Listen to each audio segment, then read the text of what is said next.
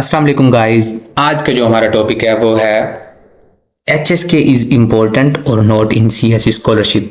सबसे पहले तो ये है कि किसी को पता नहीं HSK होता क्या है, और अगर पता भी है तो क्या इम्पोर्टेंट है या नहीं है। तो बेसिकली HSK होता है जी Chinese proficiency, language proficiency. Okay, तो ये क्यों रिक्वायर्ड होता है? अब देखें, कुछ आजकल तो बेसिकली मैं आपको सिंपल वर्डों में ये बताता हूँ कि जैसे अगर हम कोई मेजर करते हैं, फॉर एग्जांपल बैचलर्स पाकिस्तान से कर रहे हैं, तो इस्लामियात कंपलसरी होती है ना हमारे लिए। एग्जैक्टली सोशल स्टडीज़ कंपलसरी होती है, चाहे हम फर्स्ट क्लास से पढ़ते जा रहे हैं लेकिन हमें आगे भी कंपलसरी होती है, ये सब्जेक्ट होता है। इसी तरह चाइनीज़ भी अपनी यूनिवर्सिटीज़ के अंदर, चाहे वो फॉरेनर्स हों चाहे वो फॉरेनर्स ना हों, उनको HSK रिक्वायर्ड होता ही है। लेकिन आज हम बात कर रहे हैं CSE स्कॉलरशिप के लिए बेसिकली। तो कुछ प्रोग्राम्स इस तरह के होते हैं कि आप पहले जाएंगे वहाँ पर जाके आपको चाइनीज़ लैंग्वेज पढ़नी पड़ेगी, वहाँ पर आपको HSK 4 लेवल क्लियर करना पड़ेगा, फिर उसके बाद उसके साथ साथ आपका मेजर भी चलता रहेगा। ओके, लेकिन कुछ यूनिवर्सिटीज़ अब हम बात करें अप्लाई करने के लिए। ओके, तो इन my knowledge, in my experience, अगर आपके पास कोई भी लैंग्वेज प्रोफिशेंसी है अच्छी कंट्रीज़ का, Chinese, Japanese, as well as if you have IELTS, TOEFL, ये सब जो चीज़ें आपके पास हैं, तो ये आपका इम्प्रेशन ज़्यादा अच्छा बढ़ाती हैं CV के अंदर, और you will have more chance to get CSE scholarship. तो बेसिकली इसका ये है कि HSK इम्पोर्टेंट या मैंडेटरी नहीं होता। ओके, लेकिन अगर आपके पास है तो that is very good first of all. और कुछ यूनिवर्सिटीज़ की रिक्वायरमेंट होती है HSK 4 की, और वो लेते भी हैं। वो तब लेते हैं आपको शायद वहाँ जाकर देना पड़े। Okay, with your major you have to give HSK 4, that is the basic level for scholarship program. Okay, कुछ के अंदर HSK 3 होता है, बैचलर्स के अंदर आपको HSK 3 भी रिक्वायर्ड होता है, लेकिन आजकल HSK 4 रिक्वायर्ड कर दिया गया है। इधर आप बैचलर्स कर रहे हैं, मास्टर्स कर रहे हैं, PhD कर रहे हैं, वो फर्दर है, and it depends on universities. Okay, तो let's start. Basically, language proficiency requirement. The HSK exam is often a requirement for applicants to demonstrate their proficiency in Chinese language.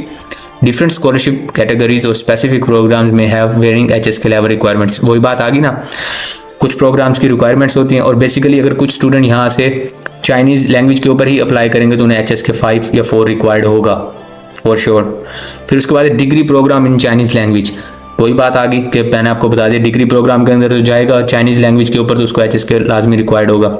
If you are applying for a degree program taught in Chinese, specially at bachelor's, master's और doctoral level, और certain level of HSK proficiency may be necessary. The required HSK level can vary based on the university's programme.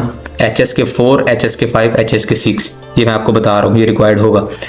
अब आ जाएँ जी English start programs, जो English teaching programs हैं। For programs taught in English the importance of HSK may be reduced और not applicable in these cases. Proficiency language होता है, ठीक है, may be the language requirement. अब मैं आपको सारा क्लियर आउट डाउट्स कर देता हूँ, सॉरी थक जाता हूँ कभी कभी। तो बेसिकली ये होता है कि अगर आप पाकिस्तान से जा रहे हैं चाइना पढ़ने के लिए, ओके, या आप किसी भी कंट्री से जा रहे हैं, अगर आपने टीचिंग प्रोग्राम इंग्लिश रखा है तो आपको इंग्लिश प्रोफिशेंसी लेटर चाहिए होता है जिस यूनिवर्सिटी से आपने बैचलर्स किया। Okay, that is the point, आपको क्लियर हो चुका होगा। HSK फिर आपको रिक्वायर्ड नहीं होता। अगर आप चाइनीज़ लैंग्वेज के ऊपर जा रहे हैं तो आपको of course Chinese proficiency HSK 4 level required होगा। अब बात आ जाती है IELTS या TOEFL की। IELTS या TOEFL कुछ यूनिवर्सिटीज़ की डिमांड होती है, लेकिन अगर आपके पास करैक्टर ये इंग्लिश प्रोफिशेंसी सर्टिफिकेट है तो वो आपको फिर IELTS या TOEFL की ज़रूरत नहीं है। होप सो आपको ये सारी चीज़ें समझ आ गई होंगी। उसके बाद देखते हैं रिसर्च प्रोग्राम और नॉन डिग्री स्टडीज़। इसके अंदर क्या होता है, रिसर्च प्रोग्राम और non degree studies such as language training और research fellowship may have varying language requirements. Some may still require a certain level of HSK for communication and integration into Chinese society. तो कुछ programmes जैसे language programs होते हैं China के अंदर, और उनके कल्चरल प्रोग्राम्स स्टडीज़ होती हैं, उनके ऊपर अगर आप जाएंगे तो आपको HSK की रिक्वायरमेंट होती है। तो स्पेसिफिक प्रोग्राम रिक्वायरमेंट क्या होती है? Always carefully review the specific requirement of a program you are applying to within the skill CSE scholarship. ठीक है, program requirements can be found on the program's official page. ये आपने लाजमी देखना है, ये आपने लाजमी सर्च आउट करना है। English teaching, Chinese teaching before going to China आपने चेक आउट करना है।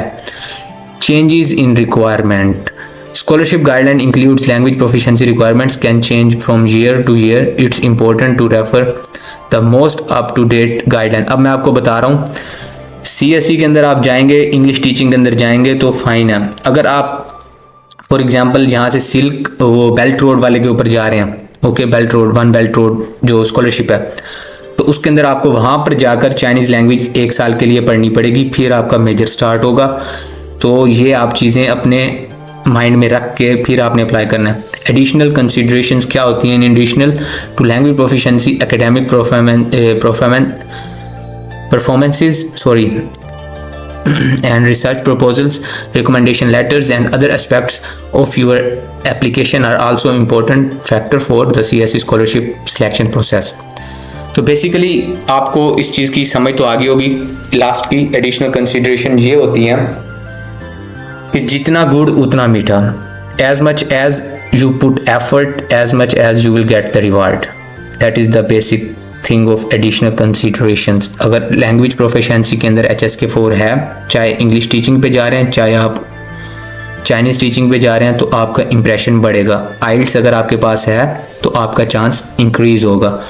तो आज मैं आपको एक छोटी सी और टिप भी बता रहा हूँ कि कुछ लोग होते हैं कि जी इंग्लिश प्रोफिशिएंसी सर्टिफिकेट मेरे पास है तो मैं आइल्स क्यों दूँ?